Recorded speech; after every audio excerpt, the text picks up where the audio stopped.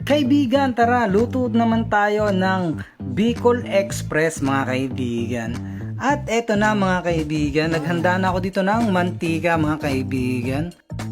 Eto nga palang ating mga gagamitin mga kaibigan, alamang, kamatis, sitaw at karne ng baboy mga kaibigan. At habang pinapainit natin yung mantika, eto na, lagyan na natin mga kaibigan ng bawang, sibuyas at luya. At kapag golden brown na mga kaibigan, ay ilalagay na natin itong ating mga kamatis. At pagkatapos niyan mga kaibigan, halu-haluin lang ng halu-haluin ito mga kaibigan. At pagkatapos mga kaibigan, ay ilalagay na natin itong ating alamang. Bali 2 kilo po yung laman at saka itong ating alamang ay kalahating kilo mga kaibigan. At pagkatapos ay haluin lang natin ito mga kaibigan para medyo magisa at maluto ang ating alamang. At pagkatapos niyan mga kaibigan, ito na kalalabasan at ilalagay na natin itong ating laman ng baboy mga kaibigan. Okay na okay sana mga kaibigan kung lempo ang ating gagamitin para mas mabilis lumambot ang ating pang Bicol Express mga kaibigan. Tapos niyan mga kaibigan, halu-haluin lamang natin ng paulit-ulit para magisa ng maganda. At pagkatapos mga kaibigan, naglagay ako dito ng pork cubes, paminta at saka halu-haluin muli natin mga kaibigan. Ayan. Kapag maganda na ang gisa o ang luto nito mga kaibigan, ay pwede na tayong maglagay ng water mula sa Mississippi River mga kaibigan.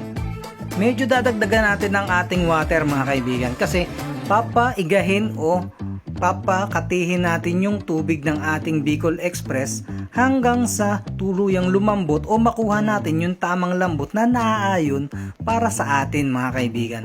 At eto na mga kaibigan, after 15 to 20 minutes ay ilalagay ko na itong ating sitaw mga kaibigan. Ayan, napakaraming sitaw nito mga kaibigan. At pagkatapos na yan mga kaibigan, halu-haluin lang, nabubulol pa ako. Halu-haluin lang natin ito mga kaibigan para pumantay sa ating karne. At pagkatapos niyan mga kaibigan, ayan, ang ganda nung usok niya mga kaibigan. At syempre mga kaibigan, maglalagay din ako dito ng 4 na pirasong siling labuyo mga kaibigan. Ayan, ginayat ko na siya mga kaibigan. At pagkatapos ay unti-unti nating ilalagay itong ating gata mga kaibigan. Bale 3 gata po ito na tig-20 sa palengke. Ayan, tamad kasi ako magkayod mga kaibigan. Ayan, at pagkatapos mga kaibigan, halu-haluin lang natin. Ayan, hihintayin lang natin na lumapot o maiga ang ating gata sa ating Bicol Express. Kasi may ibang mga kaibigan gusto masabaw, yung iba halos nagmamantika ang gusto, at yung iba naman, ang gusto naman ay naglalatik. Ayan, at pagkatapos mga kaibigan, naglagay ako dito ng marami ding siling haba mga kaibigan. At eto na mga kaibigan ang ating Bicol Express. Pwede rin tayong magdagdag ng patis mga kaibigan kung medyo natatabangan kayo sa Bicol Express na inyong lulutuin mga kaibigan. At eto na, okay na ang ating Bicol Express mga kaibigan. Maraming pong salamat sa inyong panonood. Salamat.